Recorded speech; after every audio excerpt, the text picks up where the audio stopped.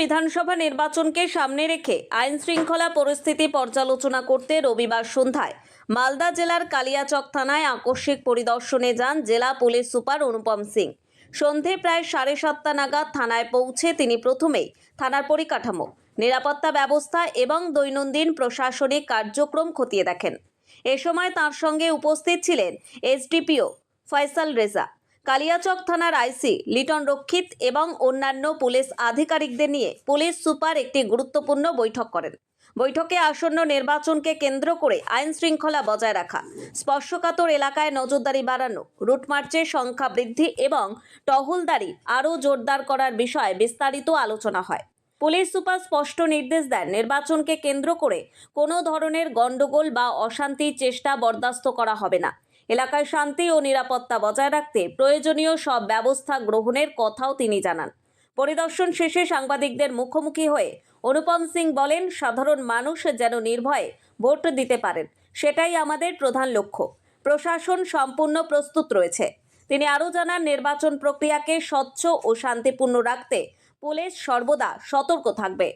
पूरा law and order का office होता था। इस वक्त आप आए हैं यहाँ, तो कैसे इलेक्शन करेंगे आप? आदमी को क्या विश्वास देते देखिए, हम कालियाचक की आम जनता को यही बोलना चाहते हैं कि हमारा जो मेन उद्देश्य है वो है कि कालियाचक की जनता निर्भीक होकर वोट दे और हम एकदम वायलेंस मुक्त इलेक्शन हमारा उद्देश्य है। इसके लिए हमें कालियाचक की जनता का सहयोग अपेक्षित है और इसके लिए हमारी प्लानिंग है कि जो भी हमारे पुराने राउडी लोग रहे हैं, एंटी सोशल एलिमेंट रहे हैं, उनकी पहचान कर ली गई है।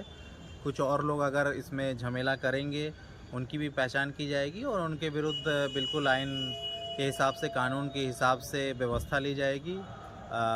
जो भी लॉ एंड ऑर्डर को अपने हाथ में लेकर करेगा उनको जेल भेजा जाएगा और जो भी अगर किसी को परेशान करेगा उनके लिए जो भी प्रोसिक्यूशन होगा।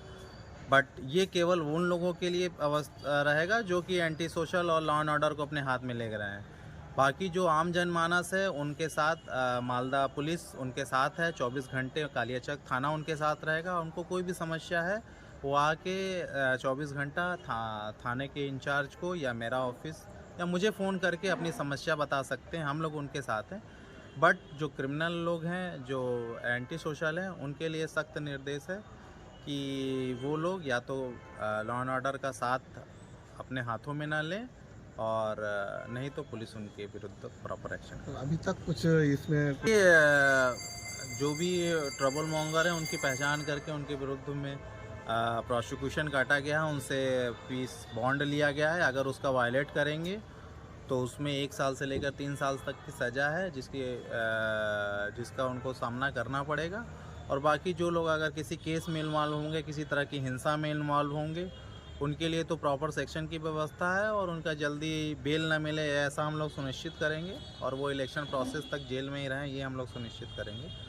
बाकी जो लोग आम लोग हैं, बाबा बोलना चाहता हूँ कि जो लोग कॉमन लोग हैं, सामान्य लोग हैं, अच्छे लोग हैं, वो लोग निर्भीक होकर अपना काम करें और इलेक्शन दें, ये हम सुनिश्चित करें।